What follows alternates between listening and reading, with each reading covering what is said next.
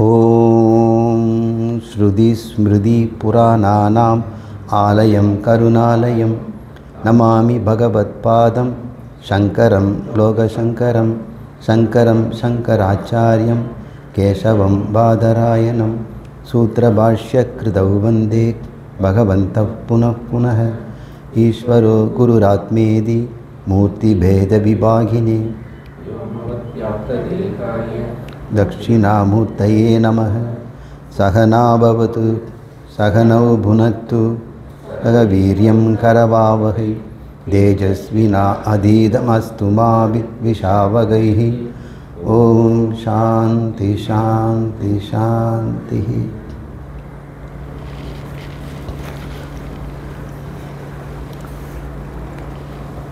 திருமந்திர சிறப்புரை.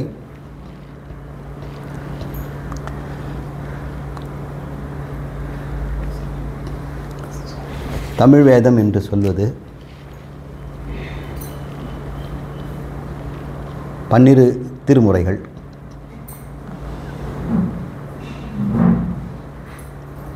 அந்த 12 திருமுறையில் 10வது திருமுறையாக திருமந்திரம் வைத்து போற்றப்படுகிறது. இந்த திருமந்திரம் தோன்றிய காலம் 7ஆம் நூற்றாண்டு என்று சொல்கிறார்கள். சேக்கிழாருக்கு முன்னாடி இருந்தவர். சேக்கிழார் தொகுத்த நூல்களிலும் அவர் பெயர் காணப்படுகிறது.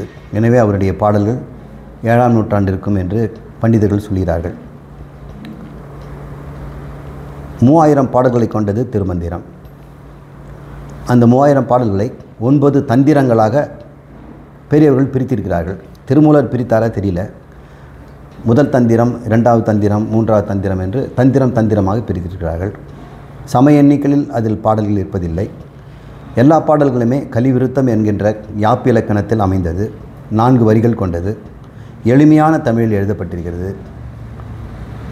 சங்க காலத்திற்கு ஒரு 400 வருஷத்துக்கு பின்னாடி தான் வந்திருக்குது. இருந்தாலும் சங்க காலத்தில் இருக்கக்கூடிய அந்த கடினமான தமிழ் சொற்களை நாம் பார்ப்பதில்லை. இன்று நாம் பேசுகின்ற அதே தமிழ் சொற்கள் தான் அங்கே இருக்கிறது. இப்போ திருமூலர் நமக்காகவே எளிய தமிழில் கலிவிருத்தன்ற முறையில் இசை நயத்தோடு நமக்கு 3000 பாடல்களை கொடுத்திருக்கிறார். இவற்றை ஆகமம் என்ற தலைப்பில் நம்ம போடலாம். வேதம் ஆகமம் என்று 2. வேதங்கள் எல்லாம் மந்திரங்களால் ஆனது. அந்த மந்திரங்கள் எல்லாம் பாரத நாட்டிலே சிதறி கிடந்தது. சில குடும்பங்களிலே அங்கங்கே அந்த மனப்பாடமாக ஓதிக்கொண்டிருந்தார்கள். அந்த காலத்தில் எழுதப்படாததாக இருந்தது. 4000 வருஷத்துக்கு முன்னாடி நான் சொல்கிறது.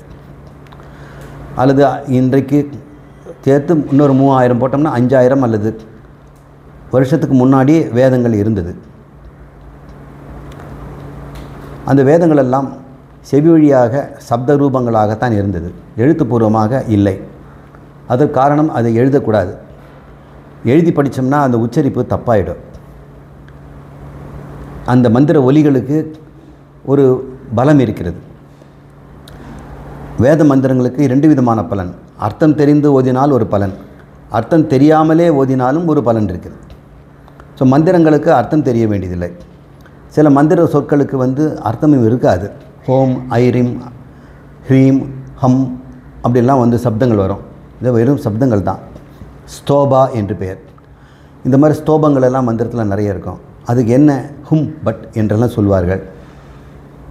எனவே மந்திரத்தை எழுதி படிக்கிறதை விட குரு சொல்லி அந்த உச்சரிப்பை கேட்டு வரணும். ஆகமங்கள் அப்படி இல்லை. ஆகமங்கள் மந்திரங்கள் கிடையாது. என்னெல்லாம் வேதத்தில் இருக்கிறதோ அத்தனையும் ஆகமங்களிலும் இருக்கும். ஆகமங்கள் உரைநடை போல இருக்கும், பாடல் ரூபமாகவும் இருக்கலாம். 18 ஆகமங்கள் இருந்ததாக சொல்கிறார்கள். திருமந்திரத்திலேயே 9 ஆகமங்களை திருமூலர் குறிப்பிடுகிறார். ஆகமங்கள் என்றால் என்ன? இறைவனுடைய 5 தொழிலை பற்றி பேசுவது. சிருஷ்டி, ஸ்திதி, லயம் என்று 3 நமக்கு தெரியும். அதுக்கு பிறகு 2 இருக்குது. மறைத்தல், அருளல் அப்படின்னு. திரோதனம் என்றால் மறைத்தல், அருளல் என்று ஒன்று. இந்த 5 தொழிலையும் செய்தால்தான் ஐந்தொழிலன் அப்படின்னு ஒரு இறைவனுக்கு பெயர். சிருஷ்டி, ஸ்திதி, லயம் என்றது உற்பத்தி, ஸ்திதி, நாசம். இந்த 3ம் இந்த ஜீவனுடைய உடம்பை பற்றியது, பிரபஞ்சத்தை பற்றியது.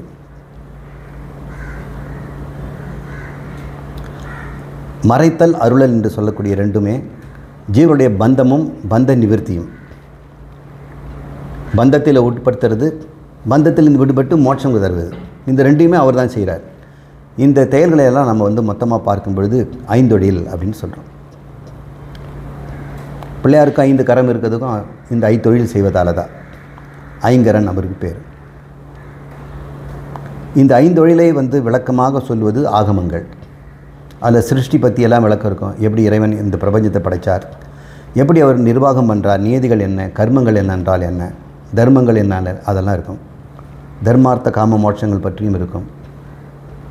அப்புறம் லயம் எப்படி ஆகுது, இந்த பிரபஞ்சம் மறுபடியும் அவர்கிட்ட எப்படி மறையுது என்பதையும் அது சொல்லுது. திரோதனம் என்கின்ற மறைக்கு தொழில் எப்படி ஜீவர்களை மாயையை கொண்டு இந்த உலகத்திலே உட்படுத்தி சம்சாரத்தில் உழ வைத்து அவங்களுக்கு வைராக்கியம் வந்த பிறகு மறுபடியும் அவர்களுக்கு அனுக்கிரகம் செய்வது. இப்போ திரோதனமும் அவர் தான் செய்கிறாரு, அனுக்கிரகமும் அவர் தான் செய்கிறார். அனுக்கிரகத்துக்கு ஒருத்தர் ரெடி ஆகிட்டான்னா அவனுக்கு திரோதனம் கொஞ்சம் பலமாக இருக்கும். வேணுமுன்னே மாயையை போட்டு மாயா உலகத்திலேயே அழுத்துவார். மாயையிலே மிக உச்ச மாயை எதுன்னா சினிமா ஃபீல்டு தான். அங்கே போயிட்டோம்னா அந்த மாயாஜால உலகத்தில் மதிமயங்கி கிடப்போம். அதுலேருந்து தெளிந்து வர்றது ரொம்ப கஷ்டம். ஆனால் தெளிஞ்சு வந்துட்டோம்னா வீடு ரொம்ப சுலபம். வீடு பேர் ரொம்ப ரொம்ப சுலபம். ஏன்னா மாயை கடப்பது ரொம்ப கஷ்டம். இருக்கிறதுலே கஷ்டமான மாயா உலகம் இந்த இல்லூஷரி வேர்ல்டு அப்படின்னு சொல்லக்கூடிய இந்த ஹாலிவுட். அது மாதிரி தான் இந்த பிரபஞ்சம் இருக்குது. அதை திரோதனம் அப்படின்னு சொல்கிறார். வேணுமுன்னே அவர் திரோதனம் பண்ணுறார். அதிகாரி ஆயிட்டாக்கா மறுபடியும் அவருக்கு அனுக்கிரகம் பண்ணுறார். அனுக்கிரகங்கிறது மோட்சம். இந்த 5 விஷயத்தையும் சொல்லுவது ஆகமம்னு பேர். உபனிஷத்தை தான் சொல்லுது இல்லையா? உபனிஷத்தும் வேதமும் இதை தான் சொல்லுது. அது மந்திர ரூபமாக இருக்குது. இது 18 மொழிகளிலே இருக்குது அப்படின்னு ஆகமத்தில் சொல்லுது. நமக்கு தெரிஞ்சது தென்னாட்டு மொழியும் சமஸ்கிருதம் தான். தென்னாட்டு மொழி தமிழில் நமக்கு கிடைச்ச ஆகமம் திருமந்திரம். ரொம்பவும் சிறப்பு பெற்றது தமிழ். இது மற்ற எல்லா மொழியும் இல்லாத போது சமஸ்கிருதத்தை அடுத்து தமிழில் தான் நமக்கு இந்த மந்திரங்களும் ஆகமங்களும் கிடைத்திருக்கிறது. அல்லது செம்மொழின்னு சொல்கிறதுல எந்த விதமான ஒரு குறையும் இல்லை. இப்போ திருமூலர் பற்றி கொஞ்சம் தெரிஞ்சுக்குவோம்.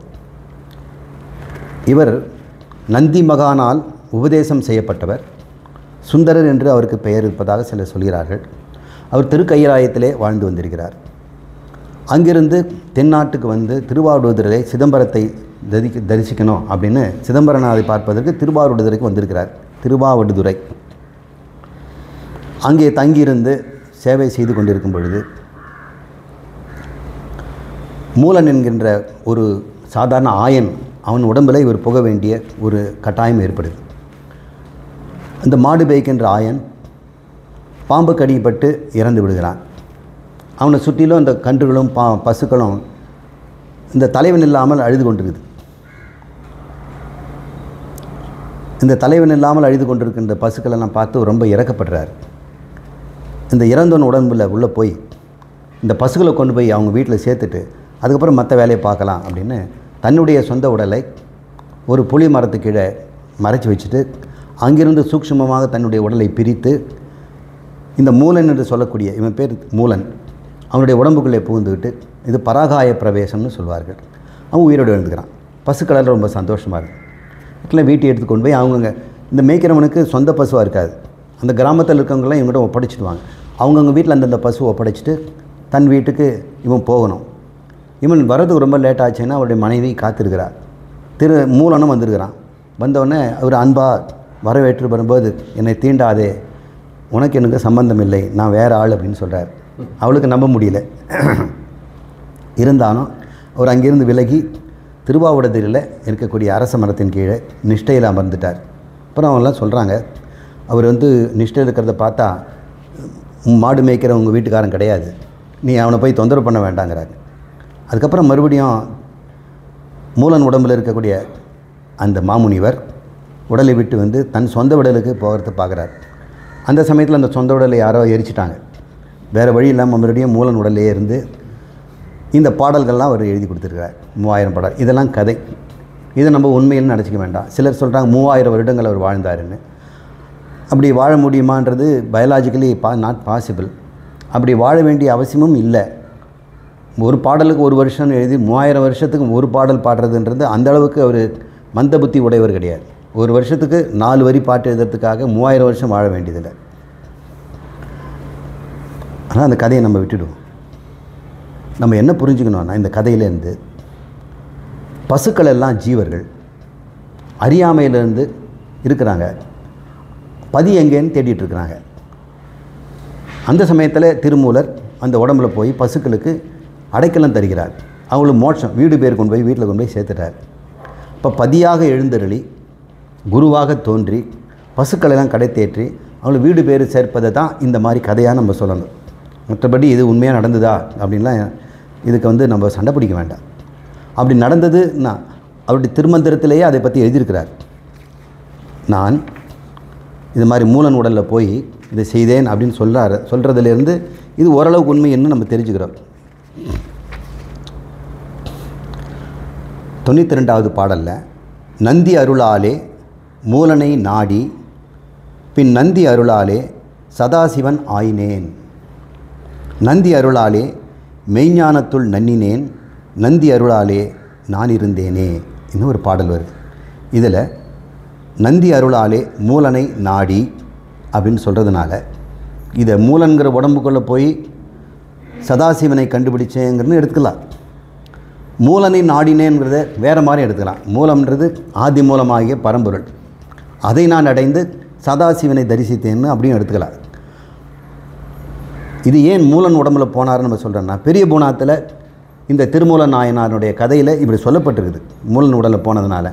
அதன் அடிப்படையில் சேக்கிழார் எழுதுறதை வச்சு நாம் பின்னாடி வரவங்கெல்லாம் இந்த கதை உண்மைன்னு நம்ம சொல்லிகிட்ருக்கோம். சேக்கிழார் ஒரு கவிதை எழுதுகிறவர், அவருடைய கற்பனை வளத்தில் இதெல்லாம் எழுதியிருக்கலாம்.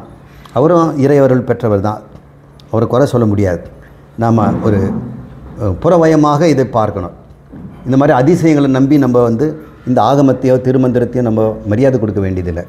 இந்த அதிசயத்தின் அடிப்படையில் இதை நம்ம மரியாதை கொடுக்க வேண்டிய, இதுக்கே சுயமாக மரியாதை இருக்குது.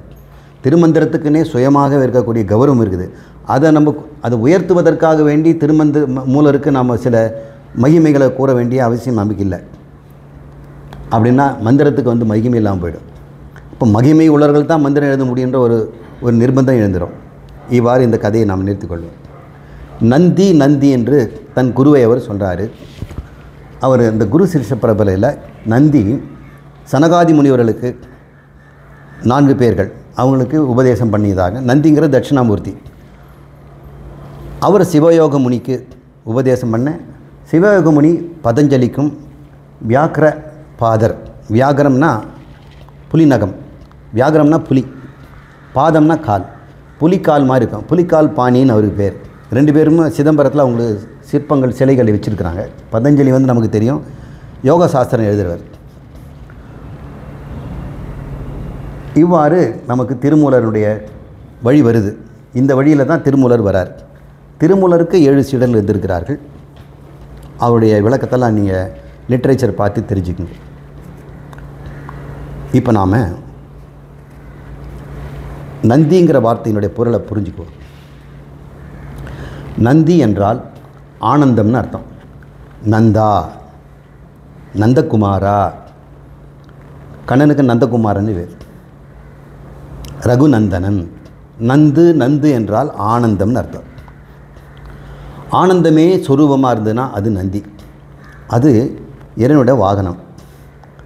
அந்த வாகனங்கள் 2 வாகனமாக இருக்கிறத நம்ம பார்க்குறோம். கோயிலெலாம் பார்த்தோம்னா ஒரு பெரிய நந்தி இருக்கும். தஞ்சாவூர்லேயும் சரி, பேரூர் கோயில்லையும், சிவன் கோயிலில் மிகப்பெரிய நந்தி இருக்கும். அது தலை இறைவனை பார்க்காமல் திரும்பி இருக்கும். அது ஆவரண நந்தின்னு சொல்கிறோம். ஆவரணம்னா மறைப்பு.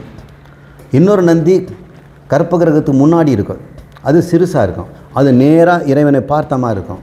அது பேர் அதிகார நந்தின்னு பேர்.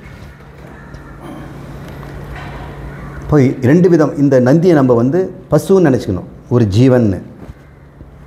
இறைவனுடைய வாகனமாக இருக்கின்ற அந்த நந்தி யாருன்னா ஒரு ஜீவன். நம்மளை மாதிரி மனிதனாக இருந்து புண்ணியங்களை சேர்த்து சத்தியலோகத்தில் சென்று கைலாய பதவி இருந்து அங்கே சமீபமாக அவர்கிட்டே இருக்கக்கூடிய அனுகூலத்தை பெற்ற ஒரு ஜீவன். அப்போ எத்தனை நந்தி இருப்பாங்கன்னா எண்ணற்ற நந்திகள் இருக்கலாம். இங்கிருந்து ஜீவர்கள் எல்லாரும் கைலாயம் போனால் இறைவன் பக்கத்தில் இருக்கக்கூடிய அந்த சாமீபம் என்று சொல்லக்கூடிய பதவி அடையும் போது அவர்கள் நந்தி என்ற பெயர் வருது. அவர்கள வாகனம் என்று எடுத்துக்கணும். ஏன்னா இந்த நந்தி என்று சொல்லக்கூடிய சரீரத்துக்குள்ளே தானே அவர் பயணம் செய்கிறார். ஆத்மா இங்கே தானே இருக்குது. பகவான் இந்த உடம்பில் உட்காந்துட்டு சாரதி மாதிரி இந்த ஓட்டிகிட்டு இருக்கிறார். எனவே இதுதான் அவருக்கு வாகனம். அதுக்கு ஏன் நந்தின்னு பேர் வச்சுருக்கிறாங்கன்னா, இந்த ஜீவர்கள் 2 விதத்தில் ஆனந்தத்தை அடைகிறார்கள். சாதாரண மனிதர்களாக நாமெல்லாம் ஆனந்தத்தை பெறுவதற்கு விஷயங்கள் வேணும். என்ன விஷயம் ஒரே ஆனந்தமாக இருக்கிறீங்கன்னு கேட்குறாங்க. ஒரு விஷயம் இல்லாமல் ஆனந்தம் வருவதில்லை. அது பேர் விஷய ஆனந்தம். சுவையான உணவை சாப்பிடும்போது அவனுக்கு விஷய ஆனந்தம். இன்னிசையை கேட்டு ரசிக்கும் பொழுது விஷய ஆனந்தம். தன்னுடைய குழந்தை குட்டிகளோட மனைவியோடும் கொஞ்சி குழாவும் போது விஷய ஆனந்தம். சரீரத்தில் இது மாதிரி துணிமணிகளை அணிந்து சந்தனம் பூசிக்கிட்டு மாலையை போட்டுக்கிட்டு சந்தோஷமாக இருக்கும்பொழுதும் விஷய ஆனந்தம். இப்படி விஷயங்களிலேயே ஆனந்தம் தேடுகிறவர்கள் இருக்கிறாங்க. எல்லா உலகத்தில் இருக்கக்கூடிய சாதாரண மனிதர்கள் எல்லாம் விஷய ஆனந்தத்தில் தான் மூழ்கி இருக்கிறாங்க. இந்த விஷயம் எவ்வளோ கிடைக்குதோ, விஷயம்னா கண்ணுக்கு விஷயம் காட்சி, காதுக்கு விஷயம் சப்தம், நாக்குக்கு விஷயம் ரசம், மூக்குக்கு விஷயம் கந்தம், சரீரத்துக்கு விஷயம் ஸ்பரிசம். இந்த ஸ்பரிச ரூப ரசகந்தம் என்று சொல்லக்கூடிய சப்தம் முதலானவற்றை விஷயம்னு சொல்கிறோம். இந்த விஷயங்கள் மூலம்தான் நமக்கு ஆனந்தமே கிடைக்குது. ஒருத்தன் ஆனந்தமாக இருக்கிறான்னா அவன் செல்ஃபோனும் பார்க்குறான்னா கூட ஆனந்தம் வருது. ஏன்னா காட்சி மூலம் பார்க்குறான், அதில் சப்தங்கள் வருது. அப்போ சப்த ஸ்பரிச ரூப ரசகந்தம், ஏன்னா செல்ஃபோனை தொட்டு பார்க்குறான்ல. இந்த ஆனந்தம் எல்லாம் விஷயங்கள்னு வரும்பொழுது விஷயங்கள் எப்படிப்பட்டதோ அந்த அளவு தான் ஆனந்தம் இருக்கும். விஷயங்கள் இந்த விஷயின்னு சொல்லக்கூடிய நாக்கோட சம்பந்தப்படும் பொழுது தான் ஆனந்தம் வரும். காட்சிகள் கண்ணுக்கு சம்பந்தப்படும் தான் வரும். காட்சிகள் இருக்கலாம், கண்ணில் கேட்டராக்ட் இருந்ததுன்னா சம்பந்தம் இருக்காது, அப்போ ஆனந்தம் இருக்காது. எல்லாம் சிரிப்பாங்க, சந்தோஷப்படுவாங்க, இவர் கண்ணு தெரியாமல் இருப்பார். இப்போ விஷயமும் விஷயி என்று சொல்லக்கூடிய புலன்களும் சம்பந்தப்படும் வரைதான் ஆனந்தம். இது பேர் விஷய ஆனந்தம். இது சிற்றின்பம்னு பேர். இப்படிப்பட்ட இன்பங்களை சிற்றின்பம்னு சொல்கிறோம். இவன் தான் இந்த ஆவரண நந்தி. மனிதர்கள், ஜீவர்கள், இவங்களுக்கு இறைவன் எங்கே இருக்கிறன்னு தெரியல. இறைவனுடைய சந்நிதி முன்னாடியே இருந்துக்கிட்டு நந்தி மாதிரி மறைச்சிக்கிட்டு இதுவும் பார்க்காம மற்றவங்களும் பார்க்க விடாமல் தடுக்குது. இது நீங்கள் கவனிப்பாருன்னு தலை வந்து திரும்பி இருக்கும். இவனே அதிகாரி ஆயிடுறான். சாதன சதுஷ்டய சம்பந்தம்னு சொன்னோம் இல்லையா, இதெல்லாம் அவனுக்கு வந்துடுச்சு, விவேகம் வந்துடுச்சு. இதெல்லாம் நிலையாதது. இந்த விஷயானந்தங்கள் எனக்கு தீனி போட்டு எனக்கு ஆனந்தத்துக்கு நிறைவே வரலை. இந்த விஷயத்தை எத்தனை தடவை தான் நான் தின்னு பார்ப்பேன். எத்தனை இட்லி சாப்பிட்றது, எத்தனை சாம்பார் குடிக்கிறது, எவ்வளவு சாப்பிட்டாலும் இந்த நாக்குக்கு போதும்னு சொல்ல மாட்டேங்குது. எவ்வளோ பார்த்தாலும் இந்த கண்ணு போதும்னு சொன்னதில்லை.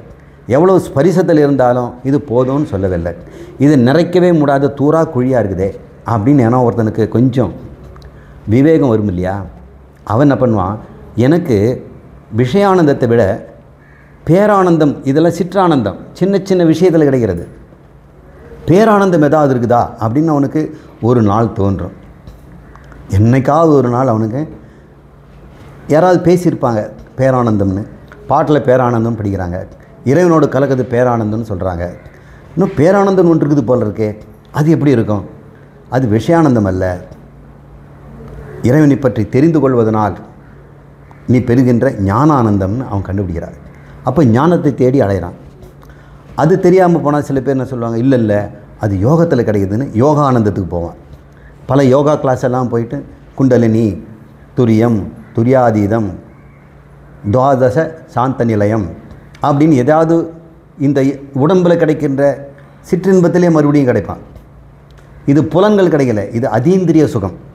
இந்த இந்திரியங்களுக்கு மேலாக தனக்கிட்டேருந்தே பிறக்கின்ற ஒரு சுகம். அது வந்து சிற்றின்பம் தான். யோகத்தில் கிடைச்சாலும் எது நிலையானது? ஞானத்தினால் தானே சொரூபம், நானே ஆனந்தம்னு கண்டுபிடிக்கிற வரைக்கும் மீதி எல்லாமே சிற்றின்பம் தான். தன்னை ஒருவன் ஆனந்தம்னு கண்டுபிடிச்சிட்டானா அவன் அதிகார நந்தி, அவன் அதிகாரி ஆகிட்டான் இந்த ஞானத்துக்கு. இப்போ நீங்கள்லாம் அதிகாரிகள், இந்த ஞானத்தை பெறுவது அதிகாரிகள்லாம் இப்போ உட்கார்ந்துருக்கிறீங்க. நீங்கள்லாம் யார்? அதிகார நந்தி. உங்களை இங்கே வரவிடாமல் யாராவது தடுத்தாங்கன்னா அவங்கெல்லாம் ஆவரண நந்தி. அவங்க தடுக்கிறாங்களோ இல்லையோ, நம்முடைய செல்வம், நம்முடைய புகழ், நம்முடைய சுற்றத்தார், நம்மக்கிட்ட இருக்கிற ஆணவம், கர்வம், எனக்கு தெரியாத விஷயம் என்ன இருக்குது, நான் இதெல்லாம் படிச்சிருக்கிறேன், பகவத்கீதை 3 தடவை படிச்சிருக்கிறேன், உபனிஷதெல்லாம் எனக்கு தெரியும் அப்படின்னு சொல்லிட்டு இருப்பாங்க. ஆனால் அவங்கக்கிட்ட அந்த ஆனந்தம் இருக்காது. அது புத்தகத்தில் கிடைக்கிற சிற்றானந்தம், அது யோக ஆனந்தமும் விஷயானந்தமும் தான். தன்னை ஒருவன் ஆனந்தம்னு கண்டுபிடிக்கும்போது அவன் அதிகாரி ஆயிடுறான். அவன் தான் அதிகாரி நந்தின்னு பேர். இந்த நந்தி அவன் வாகனமாக ஆயிடுறான் இந்த சரீரத்தோட. அவங்க கைலாயத்தில் வாசம் பெறான். அதனால் அப்படிப்பட்ட ஒரு ஞானத்தை கொடுப்பதனால நந்தியை நாம் குருநாதராக எடுத்துக்கொள்ளலாம். இறைவன் நந்தி மூலம் தான் அவர் தான் அனுபவித்தார். அதிகார நந்தி தானே இந்த உண்மையை கண்டுபிடிச்சான். அவன் ஜீவனாக வேற இருக்கிறான். அவன் பிரம்மமாயிட்டான்னா இதை சொல்லிக் கொடுக்க முடியாது. அதனால் அவன் குருவாக பூமியில் உதித்து குரு உடம்பிலே, மனித உடம்பிலே இருந்துட்டு உபதேசத்தை சொல்லிக் கொடுக்குறார். அப்போ அவர் யார்? அவர் அதிகார நந்தி. எத்தனை காலம் இருக்கும்? இந்த சரீரம் இருக்க வரைக்கும் குருநாதர் இருப்பார். அதுக்கப்புறம் என்ன ஆவார்? அவர் என்னவோ ஆக மாட்டார். அவர் ஏற்கனவே ஆனந்த ஸ்வரூபமாக சச்சிதானந்தமாக இருந்து கொண்டிருக்கிறார். சரீரங்கிற உபரி பொருள் சட்டையை காட்டுற மாதிரி கட்டிட்டு போயிட்டுப்பார். போக்கும் வரவும் இல்லாமல் எங்கும் நிறைந்தவராக இருந்து கொண்டு சரீரத்தில் அடைபட்டவர் போல நடித்து கொண்டு விடுபட்டது போலவும் அவர் செல்வது போல நமக்கெல்லாம் தெரியும். அதுதான் அதிகார நந்தி. அவர் சொல்ல கேட்டது தான் இந்த ஆகமங்கள். அவர் மூலம் நமது திருமந்திரத்தை திருமூலர் நமக்கு திருமந்திரத்தை வழங்கியிருக்கிறார். நான் 3000 பாடலை நம்ம படிக்க போகிறதில்லை. முதல்ல பாயிரம் என்ற ஒரு பகுதியை நாம் பார்ப்போம். முதல் தந்திரத்துக்கு முன்னாடி பாயிரம் என்று ஒரு 56 கலிவிருத்தங்களை எழுதியிருக்கிறார். அந்த 56மே இறை வணக்கமாக இருக்கிறது. அதிலிருந்து ஒரு 8 பாடலை மட்டும் நம்ம எடுத்து பார்ப்போம். இனிமேல் இப்போ மந்திரத்துக்கு செல்வோம்.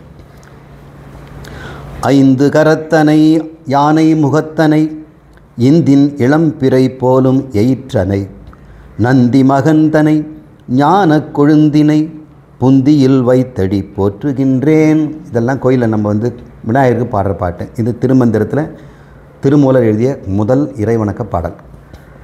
5 கரத்தனை துதிக்கையோடு சேர்த்து 4 கையை சேர்த்து 5 கரம். அந்த 5 கரத்தினுடைய உள்ளர்த்தத்தை நம்ம சொன்னோம். அவங்க 5 தொழில் செய்பவர்.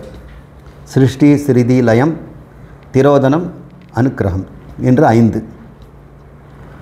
அவருக்கு யானை முகம் ஓங்காரமாக இருப்பதனால, ஓம் வடிவத்தில் அந்த முகம் இருப்பதனால அவருக்கு யானை முகம் அப்படின்னு தொற்று இந்த சிற்ப சாஸ்திரம் அவருக்கு ஐங்கரனுக்கு இப்படி ஒரு முகத்தை கொடுத்துருக்குறாங்க. அவருக்கு வெண்மையான தந்தங்கள் இருக்குது. அது இந்தின் இளம்பிறை அப்படின்றாங்க. இந்து என்றால் சந்திரன். இளம்பிறை மென்மையான அந்த 3ஆம் பிறையோ 4ஆம் பிறையோ இருப்பது போல் அந்த தந்தம் இருக்கிறது. போலும் எயிற்றனை, எயிறுனா பல்லு. அவன் யார்? நந்தி மகன் தனை. இங்கே நந்திங்கிறது முதல் ஜீவனாக இருக்கின்ற பரமேஸ்வரன். பரமேஸ்வரன் ஜீவன் தானே, சமஷ்டி ஜீவன் சொல்கிறோம். அந்த பரமேஸ்வரன் அருகில் இருக்கின்ற அந்த நந்தி என்ற குருவை இவன் பாராட்டி பேசுகிறார்.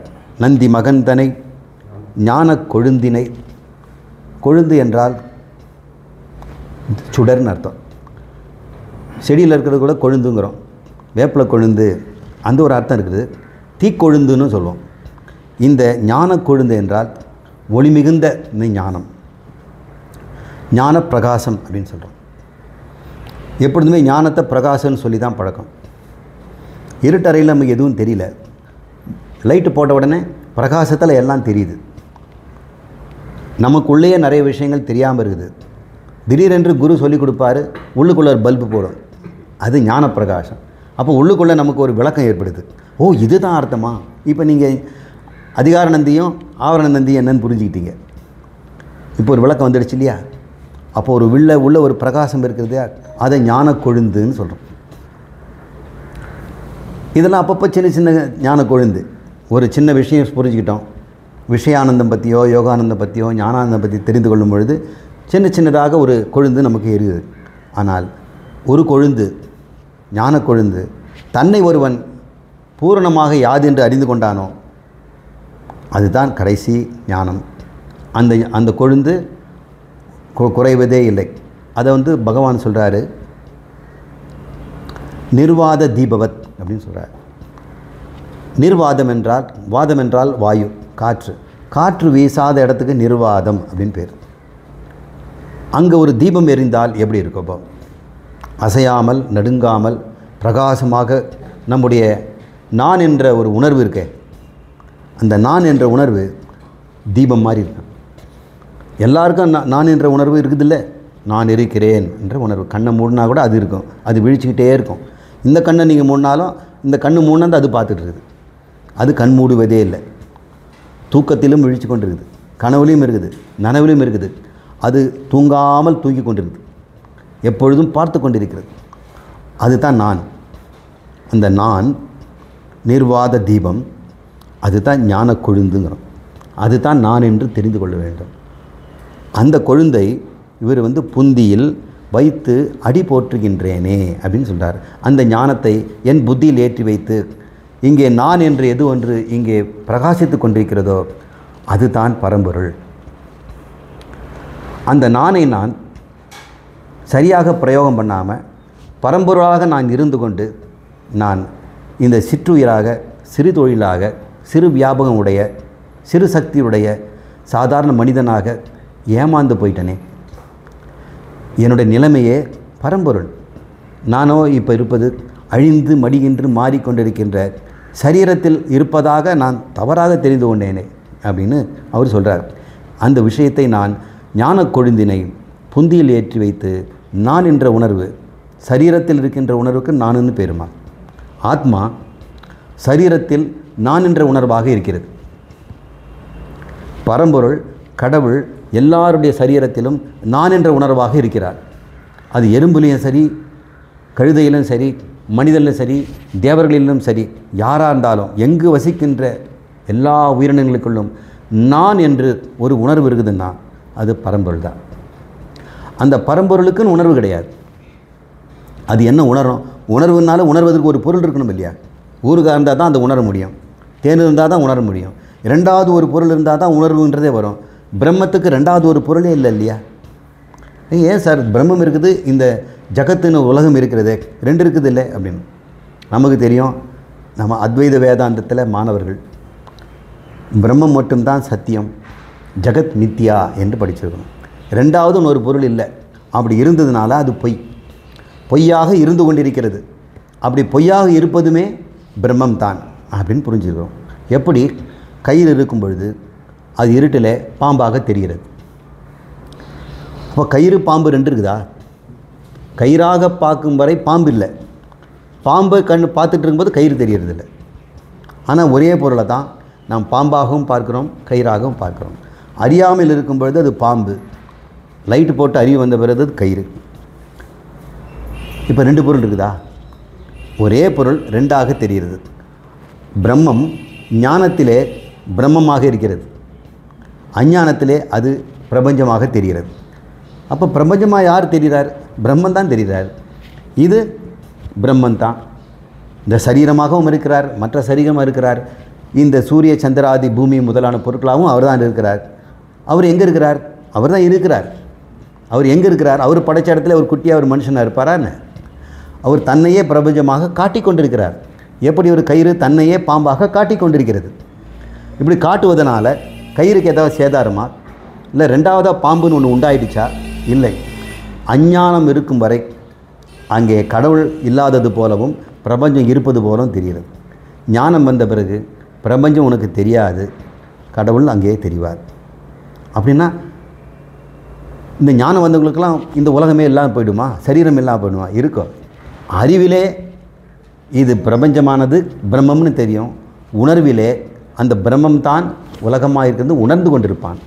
உணர்வில் உலகமாகவும் அறிவில் பிரம்மமாகவும் வாழ்பவன் தான் ஞானி. தனக்குள்ளே தன்னை அவன் அறிந்து கொண்டான். அந்த ஞான குழந்தை புந்தியில் வைந்து நிர்வாத தீபமாக, ஆனந்த சுரூபமாக, நந்தியாக அவன் வாழ்ந்து கொண்டிருப்பான்.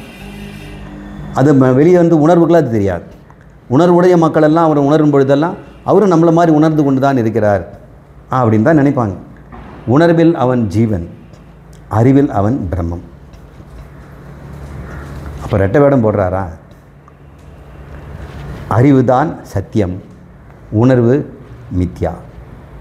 அந்த அறிவுங்கிறது எதுன்னு கேட்டோம்னா அது பேர் சைதன்யம். நான் என்ற உணர்வில் இருக்கின்ற ஆத்மா, நான் என்ற உணர்வில் அனாத்மாவும் இருக்குது. நான் என்று நாமெல்லாம் உணர்றோம் இல்லையா, அது ஆத்மா சரீரத்தில் இருக்கும்போது அந்த உணர்வு வரும். அப்போ சரீரத்தில் இருக்கின்ற போது அந்த ஆத்மாவுக்கு நான் என்ற உணர்வு வந்தால் அப்போ ஆத்மாவும் இருக்குது, சரீர உணர்வும் இருக்குது இல்லையா. இப்போ யாருக்காவது நான் இல்லை, சரீர உணர்வு இல்லாமல் இருக்குதா? நான் இருக்கிறேன்னு சொல்கிறீங்க, சரீரத்தை உணர்ந்து தானே இருக்கிறீங்க. நீங்கள் நடக்கும்போது சரீரமாக தான் நடக்கிறீங்க, படுத்தா சரீரமாக இருக்கிறீங்க. யாராவது விசாரித்தா சரீரம் தான் பதில் சொல்லுது. அப்போது ஆத்மா சரீரத்தில் இருக்கும் பொழுது நானாக அது மாறிவிடுகிறது. மாறலை, அந்த மாதிரியான ஒரு தப்பு எண்ணம் அதுக்கு உண்டாகுது.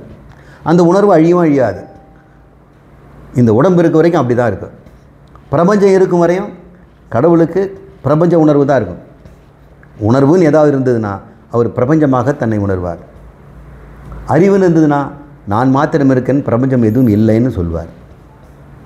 கயிறு என்ன சொல்லும்? பாம்பு இருக்குன்னு சொல்லுமா? உணர்ந்தவர்கள் பாம்புங்கிறாங்க.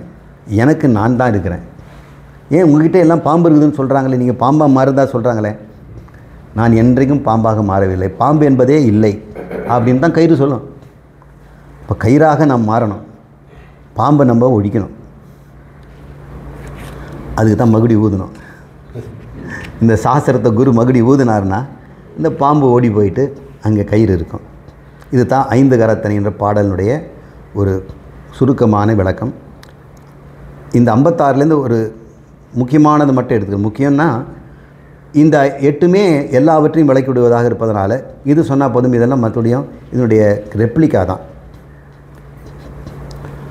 ஒக்க நின்றானை உலப்பிலி தேவர்கள் நக்கனென்று ஏத்திடும் நாதனை நாள்தோறும் பக்க நின்றார் அறியாத பரமனை புக்க நின்று உன்னியான் போற்றி செய்வேனே அப்படின்னு 2வது மந்திரம். இது வரிசைப்படி 3வது பாடல். 2வது பாடல் நான் ஸ்கிப் பண்ணிட்டேன். நக்கன் என்று ஏத்திடும் நாதனை, யார்? தேவர்கள் வந்து நக்கன் என்று ஏத்துறாங்களாம். ஒக்க நின்றானை உலப்பிலி தேவர்கள்,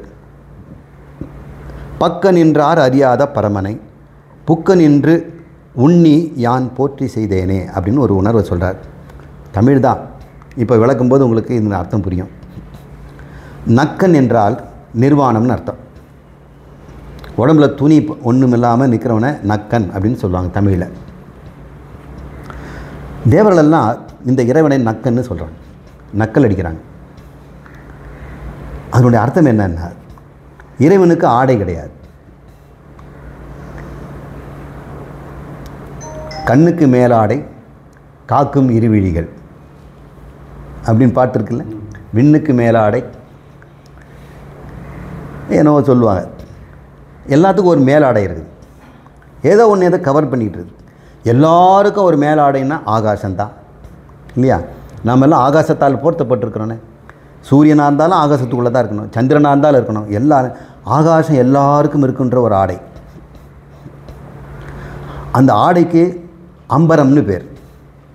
அம்பரம்னா துணின்னு அர்த்தம். இப்போ பிரபஞ்சமே ஒரு அம்பரமாக இருக்குது. அந்த ஆடையை அவர் போத்திட்டு இருக்கிறார். அப்போனா அவருக்கு ஆடையாக இந்த பிரபஞ்சத்தில் இருக்க ஆகாயம் இருக்குதுன்னா அவர் சிருஷ்டி பண்ணதே ஆகாயம்தான். ஆகாயம் சூன்யம், பாழ். அது எப்படி ஒரு ஆடையாக இருக்க முடியும்? எனவே அவர் நிர்வாணம் தான், ஆடையற்றவர், நக்கன்.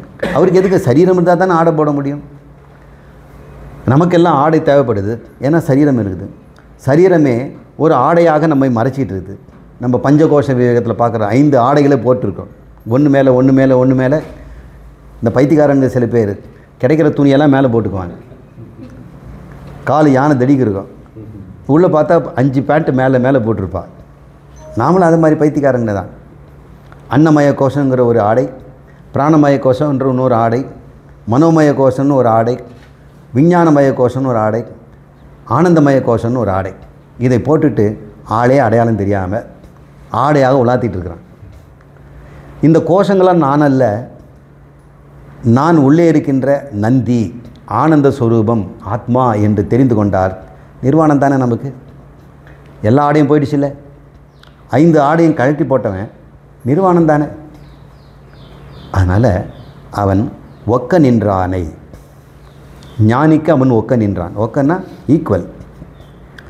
எவன் ஒருவன் தன்னை ஆத்மஸ்வரூபம் என்று தெரிந்து கொண்டானோ இறைவனுக்கு அவன் ஒக்க நிற்கிறான். இறைவனும் அவனும் ஒன்று ஆயிடுது. அதனால் மாணிக்கவாசகர் சொல்கிறாரு, தந்தது எந்தனை பெற்றது உந்தனை சங்கரா ஆர்கொலோ சதுரர். இதில் யார் கில்லாடி? நான் இந்த அற்பமான உடம்பை உனக்கு கொடுத்தேன், நீயோ பிரபஞ்சத்தை காட்சி சிருஷ்டி பண்ணுற பெரும் அந்த சைதன்யமாக இருக்க எனக்கு நீ கொடுத்துருக்குற. இதில் யார் கெட்டிக்காரன்? ஆர்கொலோ சதுரர். யாரடா இதில் கெட்டிக்காரர்? உன்னை நல்லா ஏமாற்றிட்டேன். நாடகத்தால் உன் அடியார் போல் ஊடகத்தே புகுந்தேன் அப்படின்றார். நான் நடிச்சிக்கிட்டு ஒரு பக்திமான் மாதிரி வேஷம் போட்டுக்கிட்டு கோயில்களெல்லாம் இருந்தேன். இருந்தாலும் என்னை ஆட்கொண்டு உன்னை சிக்கனை பிடித்தேன்றார். அவரை ஞானத்தால் தான் பிடிக்க முடியும், இந்த வேஷத்தாலெல்லாம் பிடிக்க முடியாது. இந்த வேஷத்தை போட்டுக்கிட்டு நம்ம கோயிலில் போயிட்டதுனால சாமி நம்மளை பார்த்து மிச்சிடுவாரா? இல்லை.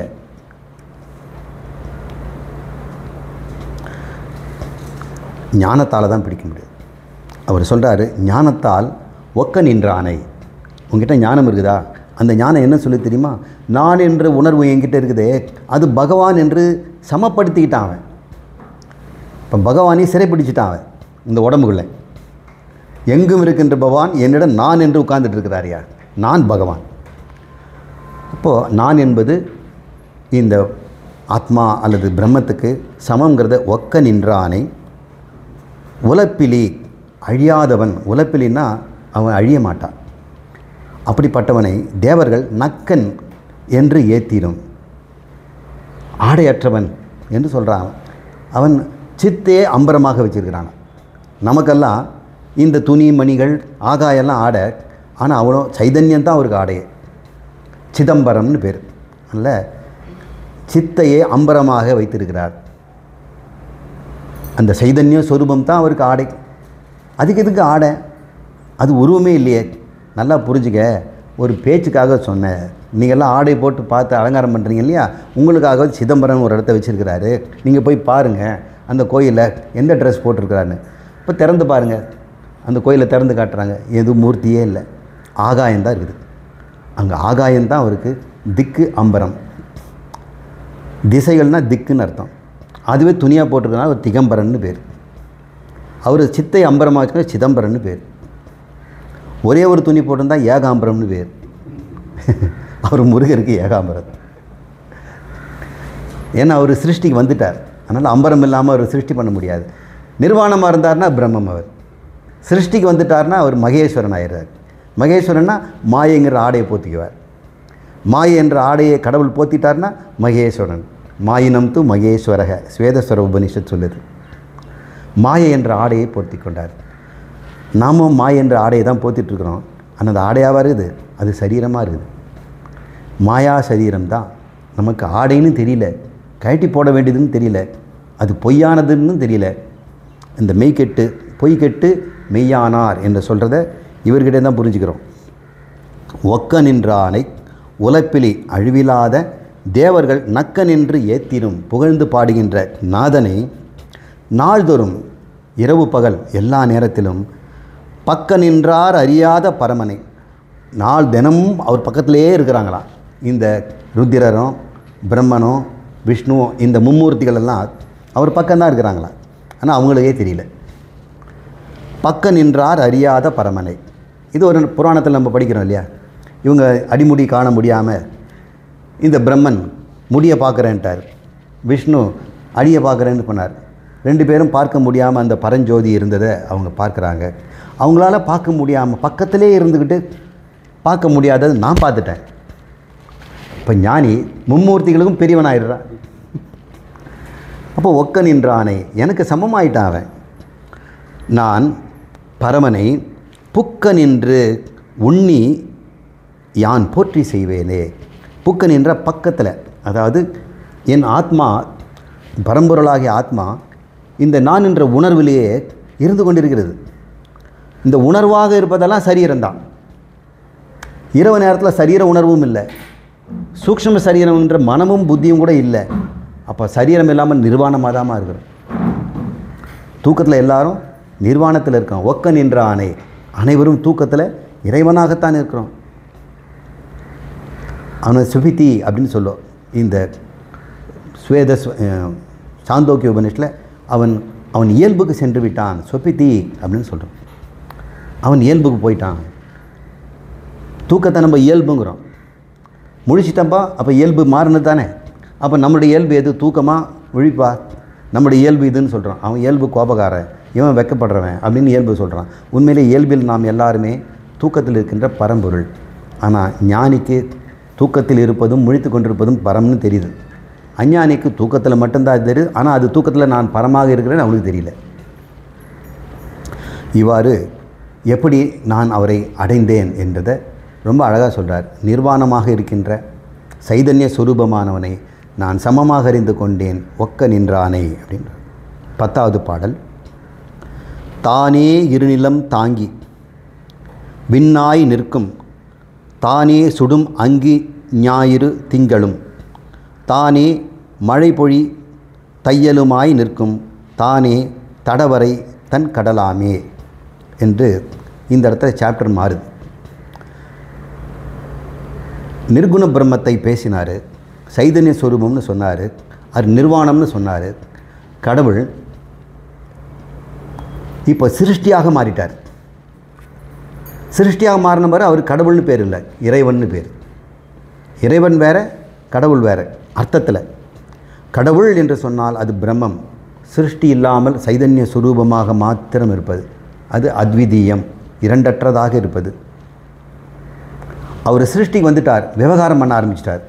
உலகத்தை படைத்து அதுக்குள்ளே மனிதனாக ஜீவனாக விவகாரம் வந்துட்டார்னா அவரை நம்ம மகேஸ்வரன் சொல்கிறோம், இறைவன் சொல்கிறோம். இப்போ இறைவனை பற்றி சொல்கிறாரு. தானே இருநிலம் தாங்கி. இருநிலம்னா பூலோகமும் வானுலகமும். இதுதான் நமக்கு தெரிஞ்சது. வானுலகத்தில் பூர்போக சுபக அப்படின்னு சொல்லக்கூடிய 7 நிலங்கள், பூமியும் நரகத்தையும் சேர்த்து இதிலே போடுங்க, இந்த இருநிலம் அப்படின்னு சொல்கிறார். இந்த வானுலகமும் மண்ணுலகமும் தானே இருநிலம் தாங்கி. எப்படி தாங்கி? தாங்குதல்னால் இப்படி தோளில் வச்சு தாங்கிறது. அப்போ 2 பூமி, இந்த இடத்துல பூமி, இந்த இடத்துல வானுலகம், இப்படி வச்சு தாங்கிட்டு இருக்கிறாரா? அப்படி இல்லை. மண் எப்படி பானையை தாங்குது? மண்ணிலேருந்து சிருஷ்டி செய்யப்பட்ட பானையை மண் எப்படி தாங்குது? தாங்குதுன்னு இப்போ சொல்ல முடியுமா? ஆனால் மண் தாங்காமல் பானை இருக்குமா? பானையினுடைய ஒவ்வொரு வடிவத்திலும் மண் இருக்குது இல்லை. மண் இல்லாமல் பானைக்கு இருப்பே இல்லை. அது எல்லா விதத்தும் சார்ந்து இருக்குது. பானைக்குன்னு ஏதாவது ஒன்று சொல்லுங்கள். இல்லை சார், ஒரு மாதிரி கல் மாதிரி இருக்குதே, அது மண்ணுடையது. அது ப்ரௌன், அந்த பழுப்பு நிறத்தில் இருக்குதே, அது மண்ணுடையது. தட்டினா சத்தம் வருதே, அது மண்ணுடையது. போட்டால் உடஞ்சி போயிடுதே, அது மண்ணுடையது. பானையுடைய எது? தண்ணி பிடிச்சி வைக்கிறோம் அப்படின்னு சொல்கிறார். அப்போ ஒரு விவகாரத்து வந்தால் தான், விவகாரத்திற்கு வந்த மண்ணுக்கு தான் பானைன்னு பேர். வேறு விவகாரத்துக்கும் போகும். அது கூஜான்ற விவகாரத்துக்கு போகும், அகல்னு விவகாரம் போகும். எந்த விவகாரத்துக்கு போனால் மண்ணுக்கு எந்த கேடும் கிடையாது. விவகாரத்தை வச்சு நம்ம பேர் வைக்கணும்.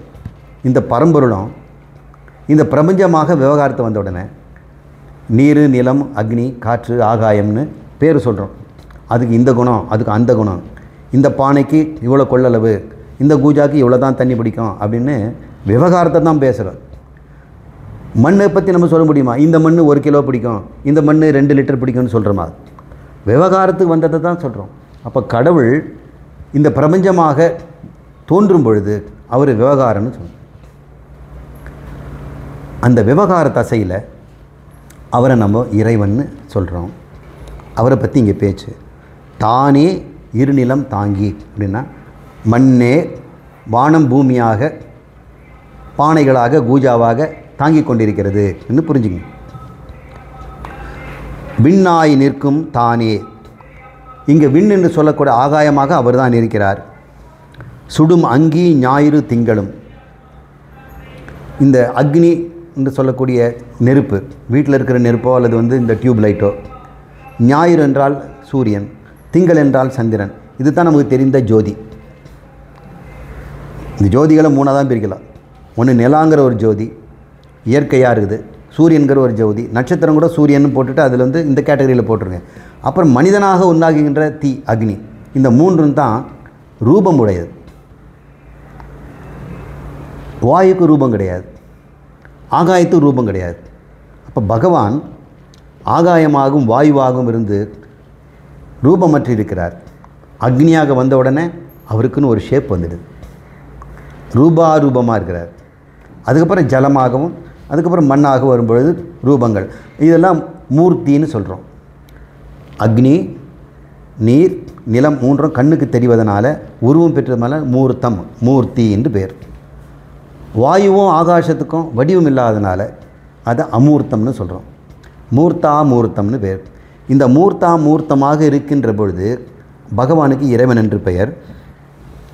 அவன் இவ்வாறு மூர்த்தா மூர்த்தங்களாக விண்ணாய் நிற்கும்போது அமூர்த்தம், சுடும் அங்கி ஞாயிறு திங்கள் வந்து மூர்த்தம். இவ்வாறு தானே மாறிட்டாரா. எப்படி? மழை பொழி தையலுமாய் நிற்கும்.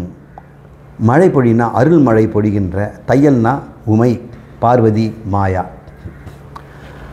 இந்த பரம்பொருள் கடவுளை ஞான சொரூபமாக, சைதன்ய சொரூபமாக நாம் பார்க்கும் பொழுது அவரை பகவானை ஆணுன்னு வச்சுக்கிறோம். அவர் சிருஷ்டி வந்துட்டார்னா மாயையோடு கூட சேர்ந்தால் தான் முடியும்.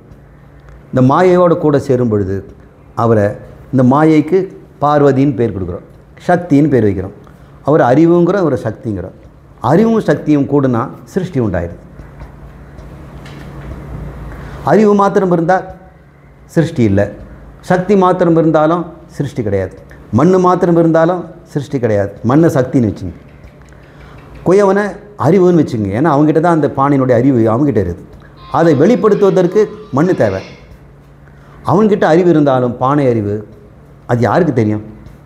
ஆனால் மண்ணை கொடுத்துட்டோம்னா, ஓ இந்த விஷயம்லாம் அவங்ககிட்ட இருக்குது போல் இருக்குது அப்படின்னு பார்க்குறேன். ஒரு ஓவியங்கிட்ட ப்ரெஷ்ஷை கொடுத்த பிறகு தான் தெரியும் அவன் தலையில் என்ன இருக்குதுன்னு. ஒருத்தன்கிட்ட பாட்டு எழுதுறதுக்கு பேப்பர் கொடுத்த பிறகு தான் தெரியுது, ஓ தலையில் இதெல்லாம் பாட்டெல்லாம் வச்சுருக்கிறான் போல். அவன் இந்த ஜடப்பொருளோடு கூடுனா தான் அவன் இருக்குதே நமக்கு தெரியுது. அவன்கிட்ட இருக்கக்கூடிய அந்த சக்தி, அந்த ஞான ஸ்வரூபத்தை நம்ம பார்க்க முடியல. நான் மாத்திரமாக இருந்தால் ஞான ஸ்வரூபத்தில் இருக்கிறேன். எப்பொழுது நான் சிந்திக்க ஆரம்பிச்சிட்டேனோ அப்போ நான் சிந்தனை என்ற ஒரு சக்தியோடு கூடிட்டேன். எண்ணங்கள்ங்கிறதெல்லாம் ஒரு சக்தி, அந்த சக்தியோடு சைதன்யம் சேர்ந்துருது. சைதன்யம் இல்லாமல் எண்ணம் இருக்குமா? சைதன்யம்னா நானுங்கிற உணர்வு, ஆத்மா. அது இல்லாமல் எண்ணம் வருமா? எண்ணம் எங்கேருந்து வர முடியும்? இந்த ஜட பொருள்லேருந்து வர முடியுமா? சித்து பொருள்லேருந்து தானே வர முடியும். சரி, எண்ணங்களெல்லாம் பார்க்கப்படும் பொருளா பார்ப்பனவா? பார்க்கப்படும் பொருள். இப்போ ஜடம் தானே. எண்ணங்களெல்லாம் உன்னால் பார்க்க முடிகிறது. என் எண்ணத்தை நான் பார்த்தேன், அதை எழுத்தில் வடித்தேன் அப்படின்னு நீ சொல்கிறீங்க. அப்போ எண்ணங்களை நீ பார்த்ததுனால நீ எண்ணமா? நீ எண்ணுபவன் இல்லையா? அப்போ எண்ணங்கள் உன்னிடம் தோன்றுதே. அப்போ எண்ணங்கள் இருந்தால்தான் நீ இருப்பியா? எண்ணங்களெல்லாம் போயிட்டா நீ காண போயிடுவியா? நீ இல்லைன்னா எண்ணங்களெல்லாம் காண போயிடும். ஆனால் எண்ணங்கள் எதுவும் இல்லாவிட்டாலும் நான் இருப்பேன். நீங்களே நினச்சி பாருங்கம்மா, நீங்கள் எத்தனையோ எண்ணிக்கிட்டு இருக்கீங்க அன்றாடம் என்னென்ன செய்யணும்னு. அந்த எண்ணங்களெல்லாம் போயிடுச்சுன்னா நீங்கள் மறைஞ்சிடுவீங்களா? நீங்கள் இருப்பீங்க. என்னவா இருப்பீங்க? எண்ணமற்ற எந்த ஒரு உணர்வு இருக்கிறதோ அந்த உணர்வு தான் பிரம்மம், கடவுள், ஆத்மா. பிரம்மமாக இருந்து கொண்டு, ஆத்மாவாக இருந்து கொண்டு, எண்ணங்கள் என்ற ஆடையினால், எண்ணங்கள் என்ற மாயா விசேஷமான பொருள்களால் நாம் தொலைந்து விட்டோம். ஒவ்வொருத்தர்கிட்டையும் ஒவ்வொரு எண்ணங்கள். எங்களெல்லாம் பிரித்து வைப்பதே எண்ணங்கள் தானே. ஆத்மாவில் நம்மெல்லாம் ஒன்று தானே, ஒரே ஆத்மா. இங்கே இருக்கிற ஆத்மா இந்த சரீரத்தை ஒரு எண்ணத்தை உண்டாக்கி சிவகுமார்னு சொல்லுது. அதே ஆத்மா இந்த இடத்துல எண்ணங்களாக தோன்றி விஜயகுமார்னு சொல்லுது. இங்கிருந்துட்டு உட்காந்துக்கிட்டு சுவாமின்னு சொல்லுது. ஒவ்வொரு இடத்துலையும் அதே ஆத்மா என்ன ரூபமாக வெளிப்படுகிறது. இப்படி தான் என்ன ரூபமாக இந்த பிரபஞ்சமும் வெளிவந்தது. அதைத்தான் அவர் சொல்கிறாரு. மழை பொழி தையலுமாய், இதெல்லாம் அவருடைய சூசகமான வார்த்தை. அருள்மழை பொழிகின்ற, அருள்மழைன்னா என்ன? அவருடைய கற்பனா சக்தி. இந்த சிருஷ்டி பண்ணுறாரு. தையல்னாக்க பெண், மாயை. அவர் மாயை தானே மாயாக மாறி, மாயின்னு ஒன்று உண்டாக்கலை, அவருடைய எண்ணங்கள் தான் மாயை. நிற்கும் தானே தடவரை தன் கடலாமே. இவர் தான் தடவரைனா மலை, தடம்னா கெட்டியான, வரைனா மலை, தடவரை தன் கடலாமே குளிர்ந்த நீர். இப்போ பஞ்சபூதம் வந்துருச்சா? விண்ணாய் சுடும் அங்கிரி ஞாயிறு அக்னி ஞாயிறு திங்களுமாய் தடவரையாய் தன் கடலாய். இந்த 5த்தையும் சொல்லிட்டார். வாயு நம்ம ஞாயிறுன்னு வச்சுக்குவோம், ஏன்னா அவர் வந்து ஹீலியம் தானே, ஹைட்ரஜன் ஹீலியம் சேர்ந்தவர் தானே. இவ்வாறு நமக்கு சயின்ஸையும் கொஞ்சம் சேர்த்து பஞ்சபூதத்தமாக அம்மையோடு சேர்ந்து பஞ்சபூதமாக அம்மை வெளிப்படுகிறாள். யாரோட? பகவானுடைய கலப்பால். இது நம்ம புராணங்களில் பார்வதியும் பரமசிவனும் கூடினார்கள், பிள்ளை பெற்றார்கள் அப்படின்லாம் சொல்கிறாங்க. இந்த பிரபஞ்சம்லாம் சிருஷ்டியாச்சுன்னு சொல்லுவார்கள். அது புராணத்தின் மூலம் நமக்கு இது உண்மை விளக்குகின்ற ஒரு முறை. அடுத்த பாடல் போவோம்.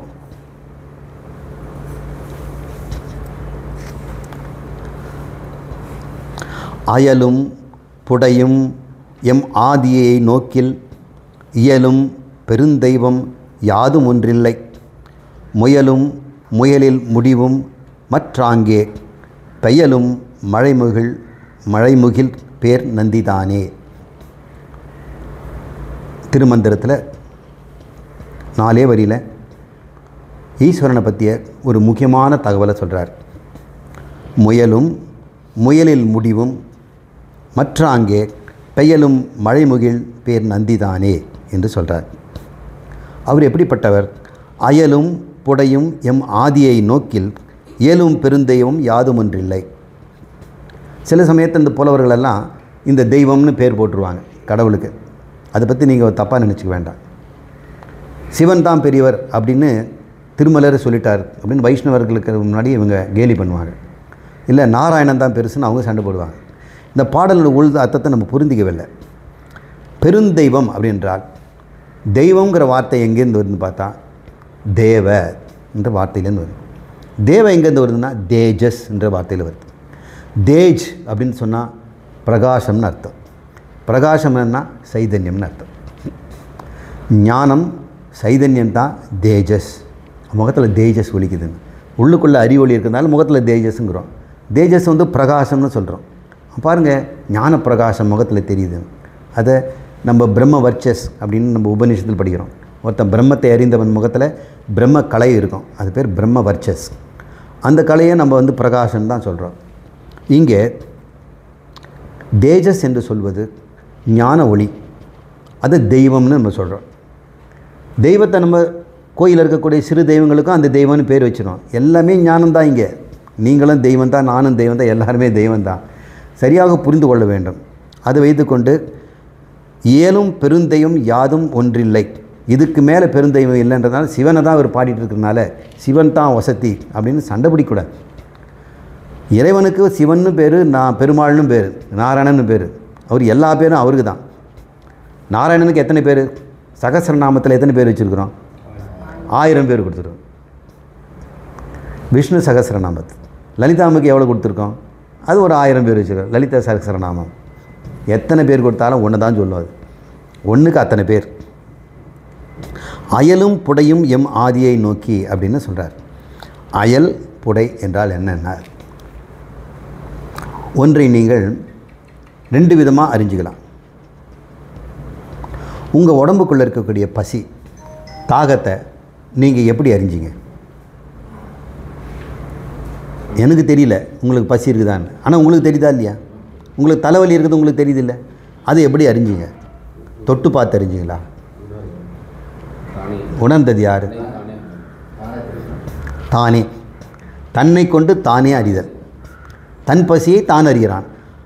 வெளியே இருக்க பொருளை எப்படி அறிகிறீங்க? கண்ணால் பார்க்கணும், காதால் பார்க்கணும், தொட்டு பார்க்கணும். 5 புலன்களையும் பயன்படுத்தி தான் வெளியே இருக்கிறத அறியணும். ஆனால் உங்களுக்குள்ளே இருக்கிற உணர்வை நீங்கள் எப்படி அறிகிறீங்க? அது பேர் அபரோட்சம்னு அர்த்தம். அட்சம்னா கண்டு, கண் கொண்டு பார்த்தல், அது வந்து பரோட்சம். கண் கொண்டு பார்த்தால் பரோட்சம். உன் உணர்வை நீ எப்படி பார்த்த? கண் கொண்டு பார்த்தாயா? அது அபரோட்சம். இப்படி தான் இந்த பகவான் வெளியே பரோட்சமாக எங்கோ இருக்கின்ற இறைவன்னு சொல்கிற மாதிரி இருக்கிறாரு. எனக்குள்ளே அபரோட்சமாக நான் என்று உட்கார்ந்துட்டு இருக்கிறார். இறைவனை நான் எனக்குள்ளே எப்படி பார்க்குறேன்? அபரோட்சமாக அங்கே உட்கார் நின்றானேன்னு சொன்னார். இங்கே அயலும்னா எங்கேயோ அயல் படர்கை புடையும். இங்கே புடைப்பெழுந்து என்னிடமே நான் என்று எழுந்து நிற்கிறாரா. புடைப்பெழுதல்னா துடிச்சிட்டு வெளிவர்றது. இங்கே நானுன்னு கொப்பளிச்சுட்டு உள்ள ஒரு உணர்வாக அதே பகவான் இருக்கிறாரே. இங்கே புடையுமாக அயலுமாக இருக்கின்ற என் ஆதியை அவரை காட்டிலும் பெருந்தையும் இல்லை. உள்ளும் புறமும் அவரே தான். உள்ளே இருக்கின்ற நானும் வெளியே இருக்கின்ற பிரபஞ்சமும் அவரே ரெண்டாக பிரிஞ்சிட்டார். உணரப்படும் பிரபஞ்சமாகவும் உணர்கின்ற ஜீவர்களாகவும் அவரே வாழ்ந்து கொண்டிருக்கிறார். அவருடைய சரீரம் தான் அத்தனையும் என்று சொல்கிறாரு. அடுத்து சொல்கிறாரு, முயலும் முயலில் முடிவும். இவ்வாறு என் உடம்பிலே உள்ளே நான் என்ற உணர்வாக இருந்து கொண்டு வெளியே நான் உணரப்படும் பொருளாகவும் அவரே இருக்கிறார். அவரே உள்ளே உணர்ந்து கொண்டு வெளியே அவரே உணரப்படும் பொருளாக இருக்கிறார். அவரே ஆனந்தப்படுத்துகிறார். இல்லை, அவரே உலகமாக இருந்து உள்ளுக்குள்ளே அனுபவிக்கணும் இருந்துக்கிறாருன்னா என்ன அர்த்தம்? தன்னைத்தானே அவர் அனுபவிக்கிறார் தானே. அதனால தான் பகவான் கிருஷ்ணரை ஆலிலையில் படுக்க வச்சுருக்காங்க. பிரபஞ்சமே இல்லை, அவர் மட்டும் இருக்கிறார். அவர் தன்னைத்தானே ஆனந்தத்தில் இருக்கிறார். எப்படி அவர் ஆனந்தம்? அவர் கட்டை விரல் எடுத்து கால் விரல் எடுத்து அவர் சுப்பிட்டு இருக்கிறார். அதை விட சுவையானது ஒன்றும் இல்லையா? ஒரு ஞானியும் யோகியும் இந்த பிரம்மமும் ஆனந்தத்துக்குன்னு ஒரு விஷயமும் தேவையில்லை. மனிதர்களுக்கு தான் எல்லா விஷயமும் தேவை. விஷயம் இல்லைன்னா அவன் சோங்கி போயிடுவான், அவனுக்கு ஆனந்தம் குன்றிடும். ஆனால் இவருக்கு தன்னை தவிர ஆனந்தத்துக்கு ஒரு பொருளும் தேவையில்லை. செலவில்லாத ஆனந்தம். கடைத்தெருவெல்லாம் ஜனங்க ஓடுறதெல்லாம் ஆனந்தத்தை காசு கொடுத்து வாங்குறாங்க. கார் வாங்குறாங்க, பைக் வாங்குறாங்க, பை வாங்குறாங்க, செருப்பு வாங்குறாங்க, என்னென்னவோ வாங்குறாங்க. என்ன வாங்குறாங்க? காசு கொடுத்து ஆனந்தத்தை வாங்கிட்டு போகிறாங்க. வீட்டில் போன உடனே எத்தனை நேரம் ஆனந்தம் இருக்குது? கொடுத்த காசுக்கு போதுமான ஆனந்தம் வரலையே, அதிகமாக விலை போசிட்டாங்களே. அது வரை ஜிஎஸ்டி வேறு போட்டிருக்கிறான் இந்த ஆனந்தத்துக்கு. ஆனந்த வரி கட்டி ஆனந்தத்தை வாங்குகிறார். இங்கே ஆனந்த ஊற்றாக இருக்கிறார். இன்னொரு பொருள் தேவையே இல்லை. அயலும் புடையும் நானே என்று எவன் இருக்கிறானோ அவன் நிஜானந்தத்தில் இருக்கிறான். அது பேர் நிஜானந்தனா சொந்த ஆனந்தம்னு அர்த்தம். நிஜம்னா சொந்தம்னு அர்த்தம். அது நிஜம்னா அது சொந்தமாக இருக்குதுன்னு அர்த்தம். தன் நிஜானந்தத்தில் சதானந்தமாக ஞானானந்தமாக. இந்த ஆனந்தம் எப்படிப்பட்டது? நானே பிரம்மம் என்று அறிந்த ஞானத்தினால் உண்டானதுனால இது ஞானானந்தம் என்று பெயர். அப்படி இருக்கும் பொழுது அவர் சொல்கிறாரு, முயலும் முயலில் முடிவும் அப்படின்னு இன்னொரு வார்த்தை இருக்குது. முயல்னா முயற்சி, உன்னுடைய கர்மங்களை செய்தால் அதுக்கு ஒரு பலன் வரணும் இல்லையா? அந்த பலனும் அவரே தான். கர்மமும் அவர் தான், பலனும் அவர் தான். செய்பவனும் அவர் தான், செய்படும் பொருளும் அவர் தான். இது இப்படி புரிஞ்சுக்கணும் நம்ம. முயலும் முயலில் முடிவும். இன்னொரு பக்கம் பார்த்தோம்னா நம்மக்கிட்ட ஒரு முயற்சி ஏற்படுது. அது என்னுடைய முயற்சின்னு சொல்கிற மாதிரி நம்மளை ஏமாத்துறாரு. என் முயற்சி. ஆனால் பலன் வரும்போது பார்த்தா அது என் முயற்சின்னு நான் சொல்ல முடியாது. அது இஷ்டத்துக்கு போகுது. இதே மாதிரி தான் ஒரு தடவை முயன்றேன், உலகமெல்லாம் பாராட்டிச்சு இப்படிப்பட்ட ஆளுன்னு. அதே மாதிரி தான் முயன்றேன், இந்த தடவை எனக்கு ஃப்ளாப் ஆகி போச்சு. முயலும் அதன் முடிவும் அவர். அவருக்கு வெற்றி தோல்வியே இல்லை. ஆனால் நான் முயன்றேன்னு சொன்னால் உனக்கு வெற்றியும் உண்டு தோல்வியும் உண்டு. முயன்றது அவருன்னு சொன்னால் அவருக்கு வெற்றியும் இல்லை தோல்வியும் இல்லை. இந்த பிரபஞ்சத்தில் தான் அவருக்கு எங்கேயும் எதுவும் பொருளும் போகலை. இந்த பாக்கெட்லேருந்து இந்த பாக்கெட்டில் காசை போட்டோம்னா இது லாஸ் இது கெயின்னு சொல்ல முடியும். இந்த பிரபஞ்சத்தில் யாரும் பணத்தை இழக்கிறதும் இல்லை, யாரும் பணத்தை சம்பாதிக்கிறதும் இல்லை. எல்லாம் இங்கே இருக்குது. அப்படி வாழ்ந்துடுங்க. நாம் வாங்கி போட்டதெல்லாம் வேலி போட்டு கட்டி காப்பாற்றிட்டு இருக்கிறது முட்டாள்தான். அது யாரும் எடுத்துகிட்டு போக முடியாது. அவருடைய சொத்து அது. அவன் எடுத்துகிட்டு போனாலும் அங்கே தான் வச்சுருக்கணும். என்னிடம் பணத்தை யாராவது திருடினாலும் அவன் இந்த பிரபஞ்சத்துக்குள்ளே தான் அது இருக்கும். நான் பிரபஞ்சமே நானுன்னு தெரிஞ்ச பிறகு இங்கே செல்வதற்கு என்ன பெறுவதற்கு என்ன இருக்கிறது? அப்போ முழு வைராக்கியம் உண்டாகுது ஒரு மனிதனுக்கு. இந்த துப்பு கெட்ட உலகம் எனக்கு ஆனந்தம் கொடுக்கறதுக்கு அருகதையற்றது. ஒரு ஞானியின் முன்னாடி உனக்கு வானுலகத்தில் பெரிய பதவி தரணும், கொஞ்சம் நகரு, வெயிலில் மறைக்கிற, இலவசமாக ஆனந்தம் என்கிட்ட இருக்குது, நீ என்னமோ எனக்கு விலை கொடுக்குற, அதுக்கு ஏதாவது கண்டிஷன் போடுவேன். இந்த நீங்கள் வானுலகத்தை போனால் நீங்கள் பேசக்கூடாது, மரியாதை நடந்துக்கணும், இதை தான் சாப்பிட்ணும், க்யூவில் போய் சாப்பிடணும்லாம் போடுவேன். எனக்கு எந்த நிபந்தனையற்ற ஆனந்தத்தில் இருக்கிறேன், செலவில்லாத ஆனந்தத்தில் இருக்கிறேன், நீ என்னமோ கொடுக்குற ஆனந்தத்தில் எல்லாம் சொல்கிற அப்படின்னு ஒருத்தன் சொல்கிறான் பாருங்கள். அதை சொல்கிறாரு, முயல்வதும் அவரே, முயலில் முடிவும் அவரே. முயலை வைக்கிறார் அவர், முடிவையும் அவர் தான் நிர்ணயிக்கிறார். இப்போ 2 நியதியாகவும் இருக்கிறார். இப்போ நம்முடைய முயற்சிகள்லாம் யார் காரணம்னா நம்முடைய வாசனைகள் தான். நம்ம பல ஜென்மலாக பிறந்து அனுபவிக்க வேண்டியது எத்தனையோ இருக்குதுன்னு சொல்கிறாங்க. ஒவ்வொருத்தரும் சொல்கிறாங்க, வயசாகிட்டே இதுன்னா அனுபவிக்கவே இல்லை, நான் அதை அனுபவிக்கலை, இதை அனுபவிக்கலை. நீ அதை பார்த்துருக்கீங்களா, அங்கே போய் பார்த்துருக்கீங்களாங்கிறாங்க. எல்லோரும் எங்கெங்கேயோ ஓடுறாங்க, எதையோ சாப்பிட்றாங்க. அந்த ரெஸ்டாரண்ட் புதுசாக திறந்திருக்கேன், அது ஒரு இட்லியாவது சாப்பிட்டு பார்த்துருவோம் அப்படின்னு ஒவ்வொரு அனுபவத்துக்கும் ஆளாக பறக்கிறாங்க. இவ்வாறு இப்படி அல்லால் பட்டு பெருகிறார்கள். இவன் சொல்கிறான் முயலாமல் இருக்கிறான். இப்போ இவங்க எல்லாரும் முயல்கிறாங்களே உள்ளே இருந்துக்கிட்டு, அந்த முயற்சி எங்கேருந்து வருதுன்னு பார்த்தோம்னா அவங்ககிட்ட அடங்காத ஆசை தான் முயற்சியாக வருது. ஒவ்வொருத்தரோட முயற்சி பின்னாடி என்ன இருக்குது? அடங்காத ஆசை. அதை அடக்கவே முடியல அவனால். அந்த ஆசையை பூர்த்தி செய்வதற்கு எத்தனையோ முயற்சி பண்ணுறான். என்ன பண்ணாலும் அந்த முடிவை அவர் வச்சிருக்கிறார். அந்த முடிவு எப்படி வரணுங்கிறது அவர் நிச்சயம் பண்ணுறார். எதன் அடிப்படையில் அவர் பண்ணுறாரு? நீ செய்த பாவ புண்ணியத்தின் அடிப்படையில் அதை நிச்சயம் பண்ணுறார். எதன் அடிப்படையில் உன்னை செய்ய வைக்கிறாரு? நீ ஏற்கனவே வச்ச ஆசையில் உன்னை செய்ய வைக்கிறார். ஆசையை தூண்டி செய்ய வச்சு உன் பாவ புண்ணியத்தை உனக்கு கொடுக்குறார். உனக்கு பாவ புண்ணியத்தை கொடுக்கணுன்னா உனக்கு ஆசை வந்தால் தானே முடியும், இல்லையா? நான் செய்த பாவ புண்ணியம்லாம் இல்லை, கோடிக்காக இருக்குது, நான் இன்ப துன்பங்கள் அனுபவிக்கணும். அப்போ பகவான் என்ன பண்ணுறாரு? இவன் சும்மா இருக்கிறானே, ஆசையை தூண்டுவோம், தூண்ட உடனே இவன் செயலில் இறங்குவான். அப்போ நல்லா கை வைப்பான். இவன் புண்ணியத்தை கொடுத்து தூக்குவான், பாவத்தை கொடுத்து இறக்குவான். ஏன்னா அவருக்கு அது கொடுத்து ஆகணும், அவன் செய்த பாவத்தை அவன் அனுபவிக்கணும். ஆனால் இவன் என்ன பண்ணுறான்? சும்மா இருக்கிறான். விடுவாரா? இந்த வாசனை ரூபமாக கந்தம்னு பேர். அது இந்த நூலில் அவர் கந்தம்னு சொல்கிறாரு. ஆனால் விரிவுரையாளர்களெல்லாம் அது கந்தங்கிறது பிரம்மச்சரிய விரதத்தினால தன்னுடைய விந்துவை கட்டுப்படுத்துவதனால அது ஒரு அபூர்வ சக்தி ஓஜஸாக மாறுது, அதுக்கு பேர் கந்தம்னு இவங்க என்னென்னவோ விளக்கம் எழுதுகிறாங்க. திருமந்திரத்துக்கு ஏகப்பட்ட விளக்கங்கள் நான் படித்து பார்க்கும்போதெல்லாம், அடடா, திருமந்திரத்தில் அவர் சொல்ல விஷயத்தை விட்டுட்டு என்னென்னவோ இவங்க ஈருக்கு பேனையும் பிடிச்சிட்டு இருக்கிறாங்களே, சிக்கு உடைச்சிட்டு இருக்கிறாங்களே, தேவையில்லாத விளக்கங்கள்லாம் கொடுக்குறாங்களே. இங்கே கந்தம் என்பது உள்ளத்தில் இருக்கின்ற வாசனை. கந்தம்னாலே தெரியும் வாசனை. வாசனையாக என் ஆசையை தூண்டி, அந்த வாசனை யார்? நானே போட்டது தான். பல பிறவிகளாக வாசனை உள்ளே போட்டு இந்த பெருங்காய டப்பாயிலேருந்து வாயை திறந்தால் பெருங்காயம் வாசனை வருது. ஒவ்வொருத்தன் என்ன பேசுகிறானோ உள்ளே இருக்கிற வாசனை தான். பூண்டு தின்ன வாயில் பூண்டு வாசனை தான் வரும். பாவம் செய்தனுடைய வாயிலேருந்து பாவ வார்த்தைகள் தான் வெளிவரும். புண்ணியம் செய்த வார்த்தைகள் புண்ணிய வார்த்தைகள் தான் வெளிவரும். எல்லாம் வாசனை. வாசனைகளாக இருந்து உன்னை ஆசை தூண்டி உன்னுடைய பாவ புண்ணியத்தை உனக்கு அளிக்கிறார். எல்லாமே கடந்த கால வாசனைகள், கடந்த கால பாவம் இன்றைக்கி அனுபவிக்கிறோம். இந்த உண்மை தெரிஞ்சவன் இன்றைக்கி என்ன வாசனை போடுவான்? ஆமாம், சுப வாசனையை போடுவான். அதன் பிறகு அடுத்த பிறகு என்ன கிடைக்கும்? சுபவாசனையுடைய பொருளாக புண்ணியம் தான் கிடைக்கும். இதை தெரிஞ்சுக்கிட்டவன் இந்த வாசனையே வேண்டாம் சாமி, நம்ம சுப வாசனைன்னு எது தெரிஞ்சு நம்ம நினைக்கிறோமோ அசுப வாசனையை கூட இருக்கலாம். இல்லை, நான் நினச்சிட்டு இருப்பேன் இறைவனுடைய கணக்கில் அது அசுபமாக இருக்கலாம். அதனால் சுபாசுபம் எதுன்னு உங்களால் கண்டுபிடிக்க முடியாது. வாசனையே அழிச்சணும். அதுதான் வாசனாச்சயம்னு பேர். இந்த பிறவிலேயே எல்லா ஆசையும் விட்டு தொலை. ஆசையை விட்ட பிறகு கர்மங்களே இல்லை.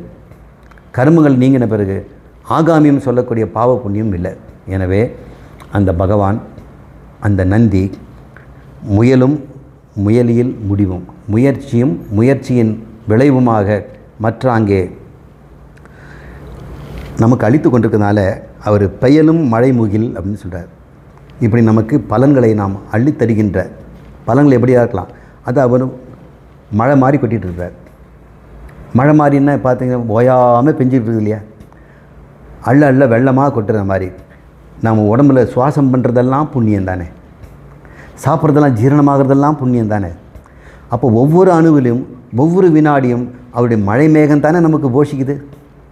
அவர் மழை மேகமாக மாயையாக இருந்து கொண்டு பாவ புண்ணியங்களை ஒவ்வொரு வினாடியும் நம்ம அனுபவிக்க கொடுக்குறார். ஒவ்வொரு வினாடியும் பாவம் இருக்குது, ஒவ்வொரு வினாடியும் புண்ணியம் இருக்குது. புண்ணியம் ஒரு 5 நிமிஷம், பாவம் அடுத்த 5 நிமிஷம் இல்லை. ஒரே நேரத்தில் சரீரத்தில் இருப்பதே பெரிய பாவம். சரீரமே பாவத்தின் உருவந்தான். அதை தூக்கி கொண்டு அலையிறம் பாருங்க, அதில் கிடைக்கிற சுகம்தான் புண்ணியம்.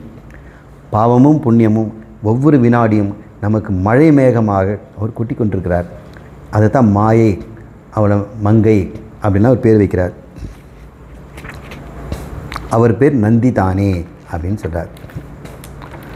இன்றைக்கி எவ்வளோ முடியுமா நம்ம பார்ப்போம். மீதியாக அடுத்த வாரம் தொடர்ந்துக்கலாம்.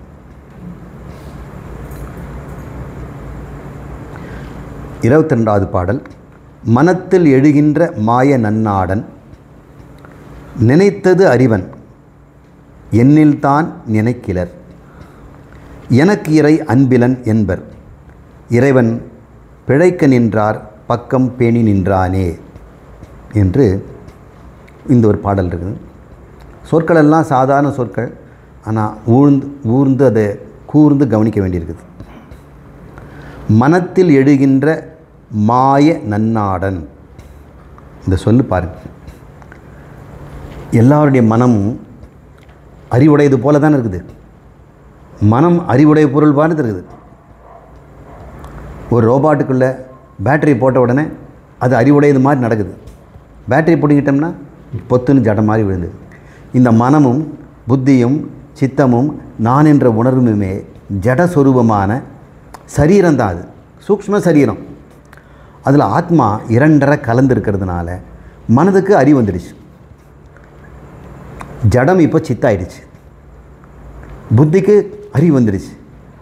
மனத்துக்கு உணர்வும், புத்திக்கு அறிவும், சித்தத்துக்கு நினைவும், அகங்காரத்துக்கு நான் என்ற உணர்வும், எல்லாமே ஜடத்துக்கு இப்போது உணர்வும் அறிவும் வந்துடுச்சு. இந்த ரெண்டும் யாருடையதுன்னு கேட்டோம்னா பிரம்மத்தினுடையது. ஆனால் அதுக்கு அறிவு உணர்வு இருக்குதுன்னா இல்லை. அது அறிவதற்கும் ஒன்றும் இல்லை, உணர்வதற்கும் ஒன்றும் இல்லை. அதனால் அறிவும் இல்லை, உணர்வும் இல்லை. நம்மளாம் அறிவாளிங்கிறோம், ஏன்னா அவர் என்னென்னோ அறிஞ்சு வச்சிருக்கிறார். இவர் உணர்வாளின்னு என்னென்னவோ உணர்ந்திருக்கிறார். இவருடைய அனுபவத்தை கேளுங்க, என்னென்னோ சொல்வாரும்பாங்க. அனுபவமெல்லாம் உணர்வுகள், அறிவெல்லாம் படித்தது, அறிந்தது. இந்த அறிவும் உணர்வும் புத்தியிலும் மனசிலும் தோன்றிக்கொண்டே இருக்குது. எங்கேருந்து இது எல்லாம் ரெண்டுமே புத்தியும் மனசனுடைய சேட்டைகள் தான். ஆனால் அதற்கு ஒளி தருகின்ற ஆத்மாவுக்கு அதெல்லாம் கிடையாது. இப்போ நமக்கு பெல் அடிச்சிட்டாங்க, நம்ம அது சென்று அதை நம்ம தொடரும் இல்லாமல் அவர் டீ குடிச்சிட்டு இந்த பாடலை முடிச்சிடலாம். போயிட்டு வந்துடலாமா?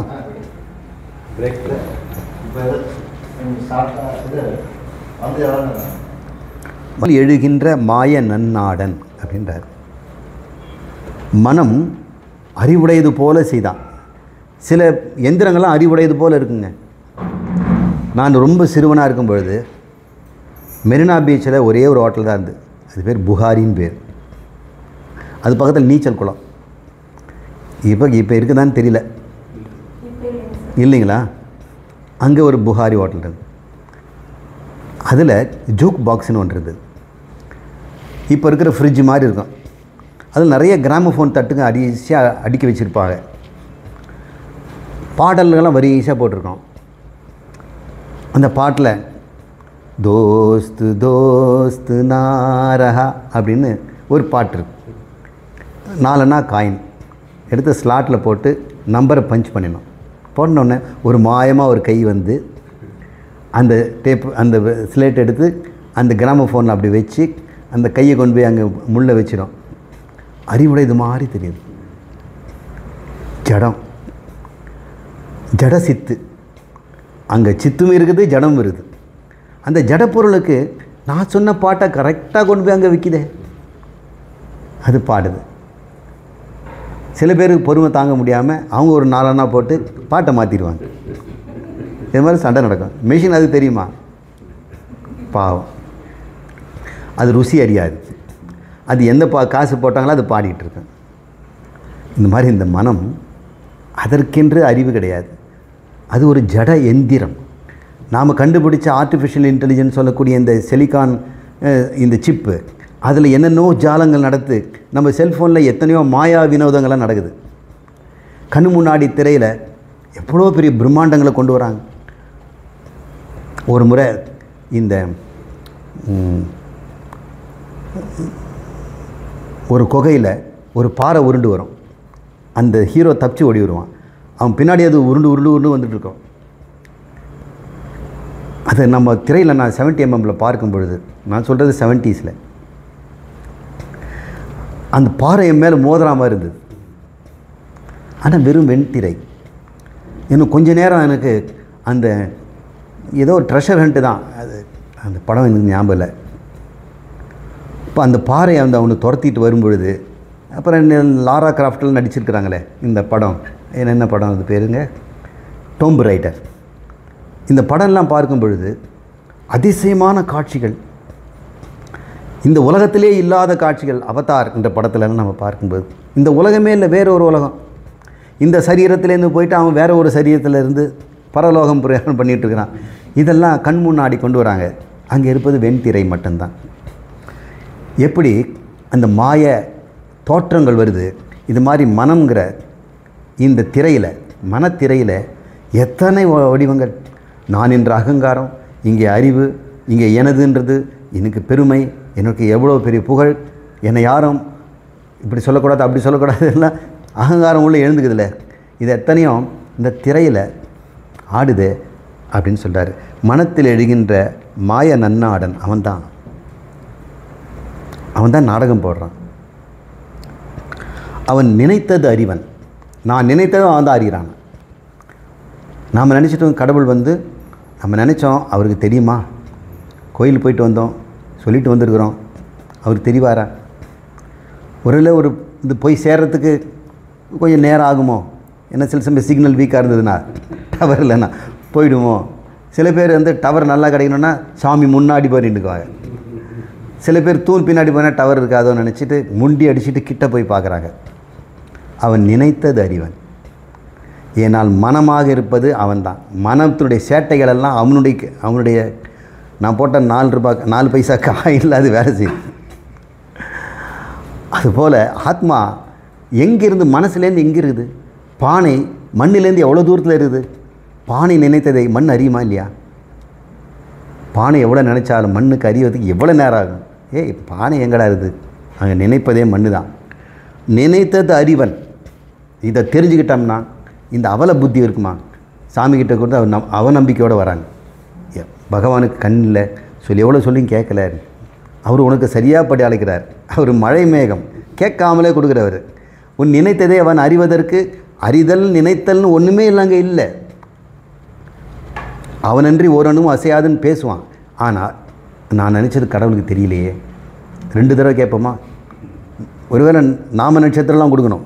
அஸ்வினி நட்சத்திரம் குமார் நாமதேசிய அப்படின்னு சொல்லிட்டு, என்ன வேற ஒருத்தன் வந்துடக்கூடாது பாருங்கள். அஸ்வினி நட்சத்திரத்தில் எத்தனை பேர் இருப்பாங்க? இருந்தாலும் அல்பம் டேட் ஆஃப் பர்த்தெல்லாம் சொல்லுவாங்க. அவன் நினைத்தது அறிவன். என்னில் அப்படி இருந்தும் கூட நினைக்கிலர் எனக்கு இறை அன்பிலன் என்பர் சொல்கிறார். இப்படி தெரிஞ்சிக்காம இந்த இறைவன் எனக்கு அன்பே காட்டலைன்றார். மனத்தில் இடுகின்ற மாய நன்னாடன் நினைத்தது அறிவன். மனத்தின் கூடவே இருக்கின்ற அந்த நன்னாடன் அவன் என்னதை எப்படி அறியாமல் இருப்பான்? அவன் இல்லாமல் நான் எங்கே அறிய முடியும்? என்னில் தான் நினைக்கிலர் எனக்கு இறை அன்பிலன் என்பர். இதனை புரிஞ்சுக்காம இறைவன் எனக்கு கருணையே காட்ட மாட்டேங்கிறானே என்கிறார். இறைவன் பிழைக்க நின்றார் பக்கம் பேணி நின்றானே. இப்படி சொல்கிறவங்க பக்கத்துலேயும் அவரே தான் நிற்கிறாரு, அதையும் அவர் பார்த்துக்கிட்டு தான் இருக்கிறாரு அப்படின்னு இந்த மந்திரத்தில் சொல்லியிருக்கிறார். நம்ம இன்னும் நிறைய திருமந்திரத்தில் புதையலை நம்ம தேடி தேடி புதைச்சி எடுக்கணும், அதை ருசிப்போம். அடுத்த வாரம் மறுபடியும் இதே நேரத்தில் திருமந்திரத்தில் விட்ட பகுதி நம்ம 3000-3 தான் பத்துருக்குறோம். எவ்வளோ முடியுமோ நம்ம பார்ப்போம். ஓம் பூர்ணமத பூர்ணமிதம் पूर्णात् पूर्णमुदच्यते पूर्णस्य पूर्णम् आदाय पूर्णम् एवावशिष्यते। ओम शांति शांति शांति। हरि ओम। श्री गुरुभ्यो नमः।